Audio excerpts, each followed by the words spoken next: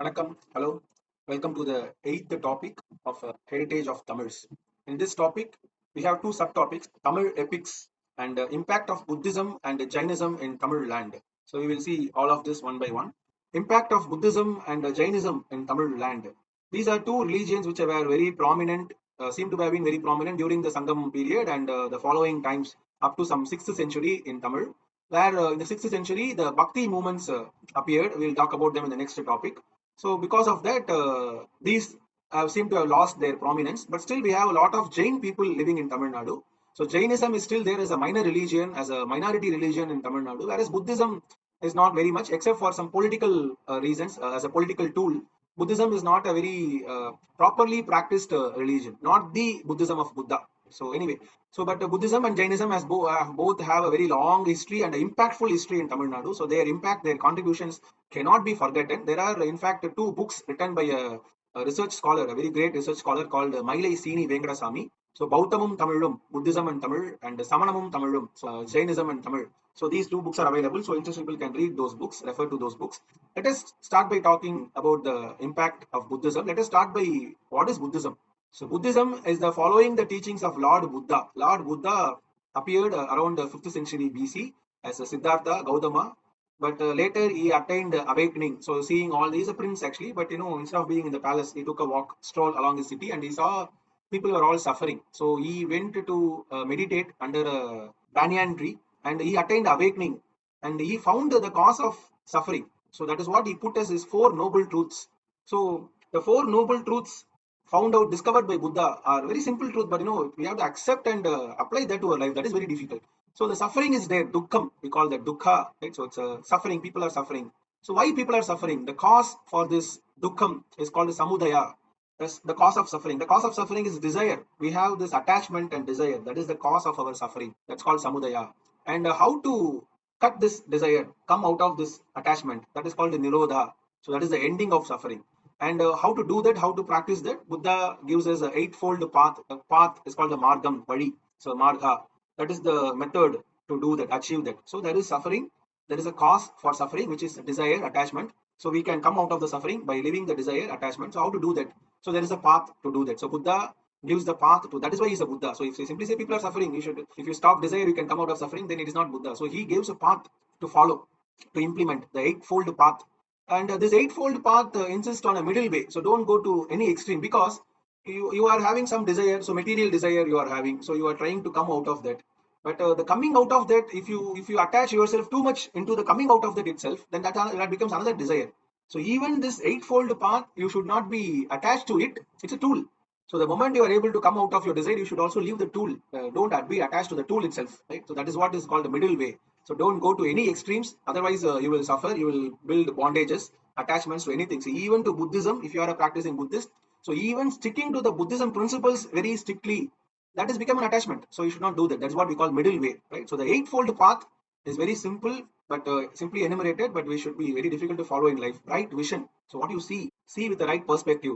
Right values, hold right values. Right speech, choose the proper wordings and speak properly. Right actions, do the correct actions. These are all what we call dharma, right? Dhamma, because Buddhism uses Pali, so they say Dhamma. So there's a Buddhist text called Dhamma Padam. So right actions, right livelihood, so right practices, right habits, right effort. So in your effort for salvation, put the right effort, right mindfulness, that's being meditative, being aware of your surroundings, and the right meditation, so dhyanam. So these are the eightfold path to achieve salvation, to achieve liberation, to achieve liberation from the suffering, right? So Buddhism doesn't believe in liberation from the life, cosmic life, but liberation from suffering. So this is Buddhism. And Buddhism in Tamil land. So we have evidences even starting from the 3rd century, even before that Sangam literature, we can see a lot of Buddhist mentions, right? So there are some Buddhist philosophies mentioned. I'll show an example. So Buddhist philosophies are mentioned, and there are many poet names which sound to be Buddhist people. So Sangam literature has its own share of Buddhism. But apart from that, if we talk about archaeological evidence, from 3rd century BCE, we have Burmese historical text available in Nagapattinam, discovered in Nagapattinam. So they are evidence for a Buddha Vihar built by Emperor Ashoka in Nagapattinam. And there is a stupa, a pillar, right? A stupa, Buddha stupa found from 4th to 5th century CE. And there is this Mangalam copper plates of Kulothunga Chola and Rajendra Chola I, where they mention about renovating Buddha Vihara in the 6th century. So this copper plate is from a later day, from about 10th to 11th century. But the Buddha Vihara was there in 6th century. So that they mentioned that this Buddha Vihara was built in 6th century, and now they are renovating that with the help of the Buddhists from Naganadu place. So the Kashipa Thera Buddhist monk renovating this Buddhist Vihara with the help of the Chola kings Kulothunga Chola. So they got a grant for that. And in between some 6th to 9th century, there was no mention of very much mention of Buddhism. But during the time of Rajaraja Chola, about the 9th to 10th century, Buddhism is revived in Tamilnadu. So we again see a lot of Buddha viharas, the temples dedicated for Lord Buddha and Buddhist monks and other things like that. So there is this famous Chudamani Viharam in Nagapattinam, which is patronized by a Javanese king, Sri Vijaya Sulamani Varman. So Javanese king Sri Vijaya Sulamani Varman and Rajaraja were allies at that time. And the Rajaraja permits the building of this Chudamani Vihara in his place Nagapattinam. So people from there come here, and the Rajaraja also donates and gives grants to this Vihara. But later, in the time of his son Rajendra Chola, the Javanese king become an enemy to them. That is why Rajendra Chola crosses the ocean to battle them. So that is all. They're all history there.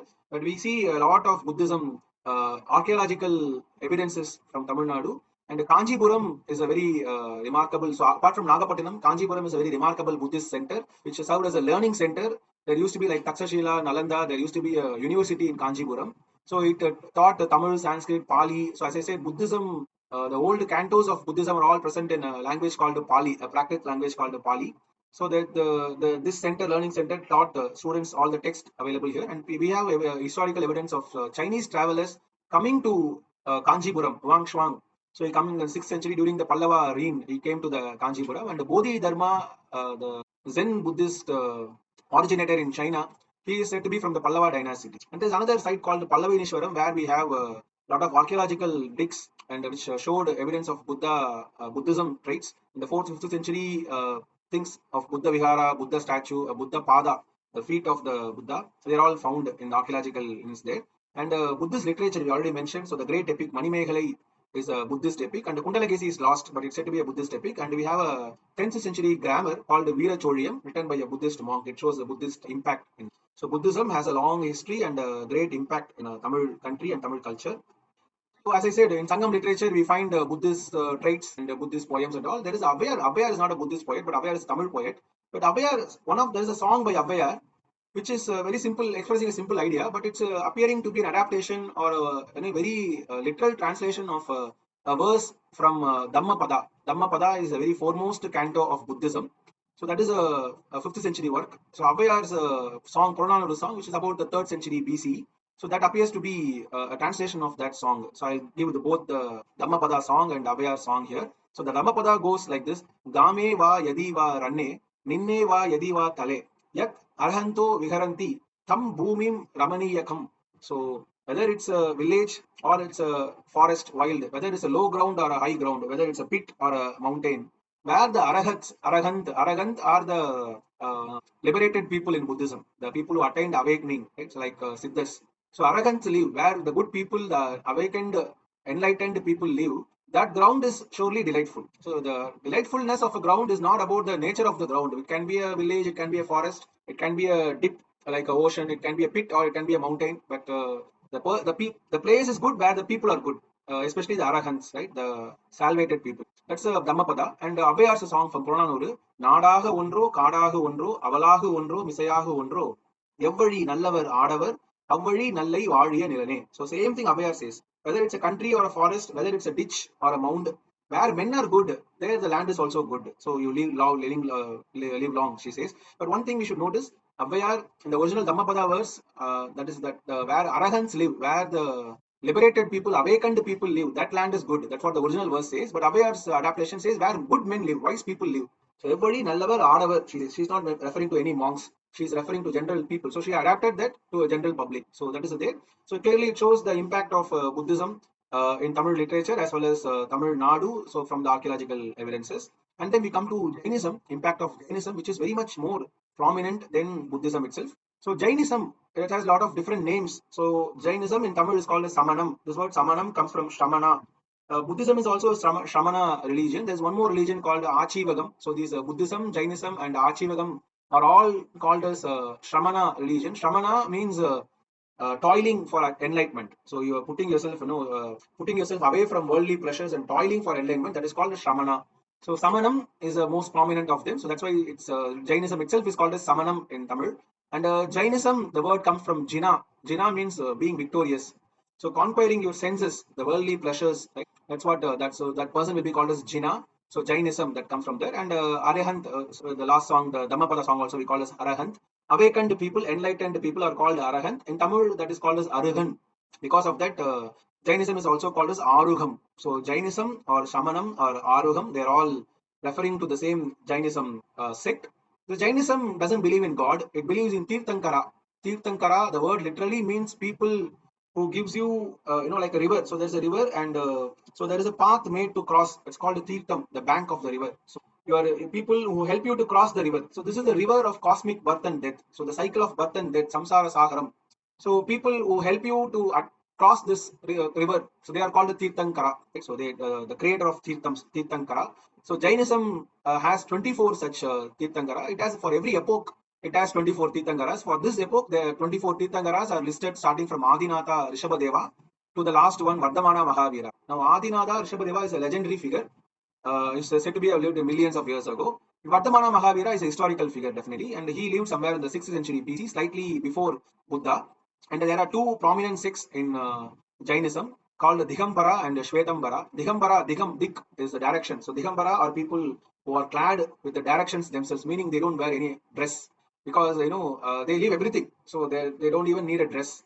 And Shvetambara are white clad. Shweta is white. So Shweta Ambara, white dress, white clad. Right? So these are the two sects of Jainism. So the Jain monks are supposed to follow the Pancha Mahavratam, 5 great vows they are supposed to follow. So these are the Ahimsa, non-violence, Satya, truth, Asteya, not stealing, and Brahmacharya, chastity, Aparigraha, non-possessiveness. So they should not attach themselves with material things. So that is the 5 great vows the Jain monks are supposed to follow. They go to very extremes to follow. That's why it's called a Shamana religion. They go to very extremes to follow this. For example, non-violence. See, it's not non-violence that you do consciously. They want to avoid non-violence, violence unconsciously also. So even when you are walking, you might be killing some insect. So they'll be very careful the way they walk. They will wear mask to avoid, even microorganisms entering their mouth. They will have a mop-like thing, and they will be fanning when they're walking with the peacock feathers or a mop. So they want to avoid, hurting any even microorganism. So that's a bit extreme anyway, but people do that. That's why it's a Shramana religion.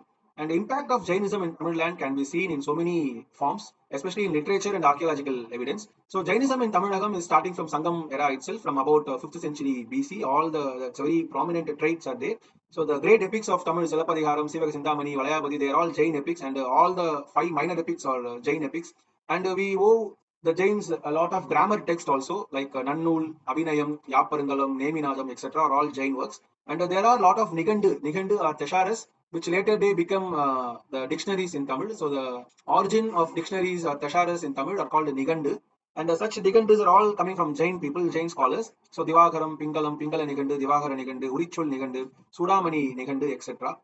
As they were monks and they stay away from worldly pleasures, they spent much of their time in learning. So they learned a lot of their own text, the Jain canons, which are all in Sanskrit, Prakrit, Pali, etc. And also they created a lot of text in Tamil. That's why after Sangam literature, we see in the post Sangam literature, we see a lot of didactic works, Nidhi Nulgal. This much of this didactic work is affiliated to Jain philosophy, Jain monks. So that is a very great impact Jain people give to the Tamil country. And in perspective of archaeological evidence, we have Jain beds, what we call Samana Palli or Pari or Padukkai. So Palli, Pari, Padukkai are all meaning the same thing. They are all Jain beds. These are cutouts in hills. So what we call Kudai Varai. So the hill will be there, and the hill structure will be cut out, and a cave-like arrangement will be made. And within the cave, there will be some small beds available. I'll show the photo later. So this is what we call Jain beds, and these are very important sites archaeologically because in the Jain beds we find the oldest Tamil inscriptions, the Brahmi inscriptions, which we call Tamil Brahmi or Tamili inscriptions, the oldest available evidence for Tamil writing. So that's available from these Jain beds. They are simple sentences. So a king would have made the Jain bed for a Jain monk. So for which monk, which king made the Jain bed, right? So Kaninanda Asiriyarukku so and so eat the Pali, like that the text will go. So this will mention which patron made the Jain bed to the Jain monk. But still, these are archaeologically very important things because these are the most oldest and first evidence, archaeological evidence of Tamil scripts, Tamil language, Tamil writing available to us. And such Jain beds are available more in number around Madurai. So in Trinyana Sambanda's period, when Bhakti literature was evolving, there are the mentions that in Madurai there were Ennairam Samanas, 8,000 Shamana people were there in Madurai. And in all the mountains surrounding Madurai, like Nagamalai, Yanamalai, Nandimalai. So all these people we see lot, and even today we see a lot of these Jain beds surrounding that area, and we can find a lot of them in Pudukkottai, like Chittana Vasal is in Pudukkottai. So in Pudukkottai, so surrounding areas down south in Tiruchi, Madurai, in all those places, and even in many other places we see these Jain beds spread across Tamilnadu, but prominently in Madurai. And some of the prominent sites are Mangulam, Aritapatti, Chittana Vasal. Chittana Vasal is very equivalent to this Ellora caves. They also contains very old paintings, color paintings. The colors have not faded, right? So it's in that regards, Chittana Vasal is also very equivalent to Ellora caves. So Kudumiyan Malai, Anai Malai, Kadugu Malai, right? So Kadugu Malai, there is this Vettuvan Koil, a later day Pandya addition, an entire temple carved out of a single stone, single hill. So historically, archaeologically, right, and epigraphic perspective, so Jain works, these Jain monuments become very, very important to us. And even now, Jain people go there to worship also. Apart from historical value, it has religious value also. So Jainism emphasizes on asceticism, as I said, is a Shamana religion. So it emphasizes on Turavu, and non-violence and non-indulgence in sensual pleasures. And the impact of this you can see in Tamil literature. And later day, the Bhakti literature is refuting this. So you don't have to live your worldly life, material life, to be attaining salvation. That is the entire point of Bhakti literature. We'll see that later. So here I'm showing some pictures of the Jain beds, Jain monuments. So you can see the caves and the bed-like structures carved into the caves. I have the fortune of visiting many of them myself personally. So I'm adding my own photo shamelessly. I hope you don't mind that.